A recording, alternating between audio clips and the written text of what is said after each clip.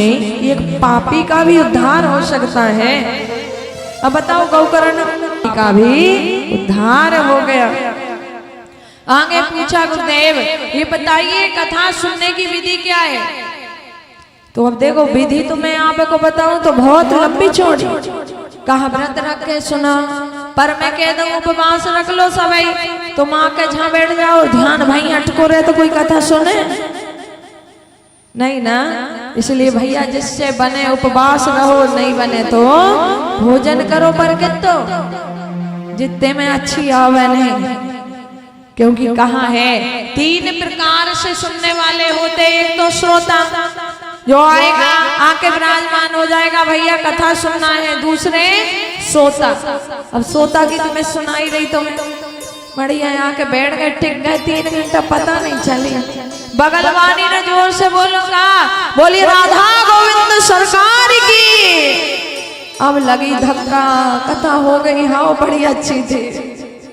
और तीसरा होते सरोता। सरोता का करे बताओ, दिन भर सरोता का करे, दिन भर कट कट कट कट कथा में तो बैठ गए आके, पर जो कमी है पूरी इकट्ठी करी। इसलिए कथा में कमी नहीं देखना, क्या करना है बोले गोविंद का नाम का स्मरण करना है। ठाकुर जी से प्रार्थना करना है कि हे प्रभु ऐसी हमें लगन लगा देना कि तेरे अलावा कोई दिखे ही नहीं। और कथा में भी आके अगर सरोता बन गए तो भलो होएगा। इसलिए भैया समाज में, परिवार में, नगर में कभी सरोता नहीं बनना, नहीं तो फिर तुम्हें पता है क्या हो गए है। क्या बनना है? श्रोता। अगर सोता भी बनो तो कोई बात नहीं, आके टिक जाइयो, तुम्हारी इंद्रियां कथा सुनेगी, वैसे कल्याण हो जाएगा। देखो भैया बाकी और तो ठीक है, पर हमारे जजमान जियों से थोड़ा सा निवेदन है। अब थोड़े से रूल बताई दो, अब चाहे तुम कहो कि कम मुसीबत बता ले। क्या करना है? अगर बने जितने बने उतने करना, पर करना जरूर। सबसे पहले हो सके तो जमीन पर बिस्तर लगाकर सोना है, अगर समर्थ है तो, नहीं तो कोई बात। आगे अगर हो सके दोनों टाइम ना बने तो एक टाइम का तो जरूर व्रत रखना। ज्यादा नहीं, फल खा लेना कोई बात नहीं, 2 बार नहीं 3 बार खा लेना। आगे लहसुन प्याज का बिल्कुल भी सेवन मत करना, अगर पूर्णता आपको फल पाना है तो। क्योंकि मैं आपको बता दो भगवान की कथा बड़े भाग्य से, सौभाग्य से मिलती है, और अगर मिल जाए तो पूर्णता फिर समर्पण होना चाहिए। मैंने आपको पहले भी बोला था जब जन्म जन्मांतर के भाग्य उदय होते हैं तब जाकर भगवान की कथा के जजमान बनने का सौभाग्य मिलता है। और मिला है तो फिर भैया वह पूर्णता निभानो भी। कोई ऐसा भोजन नहीं करना जिससे हमारी बुद्धि खराब हो।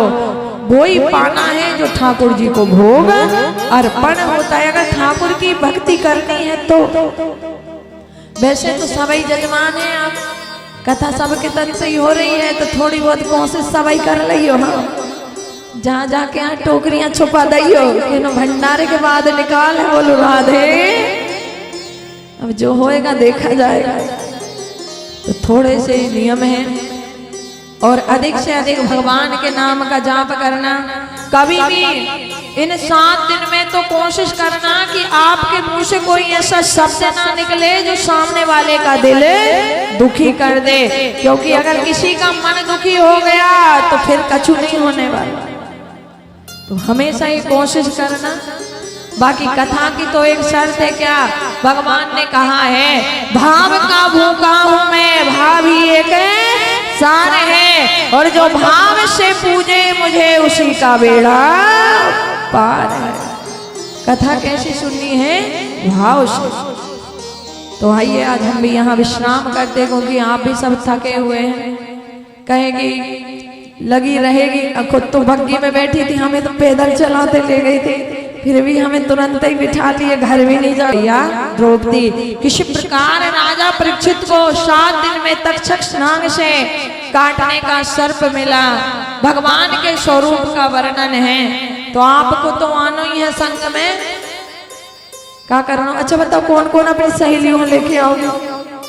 हाँ तुझे कर कठिन काम दे रही हो।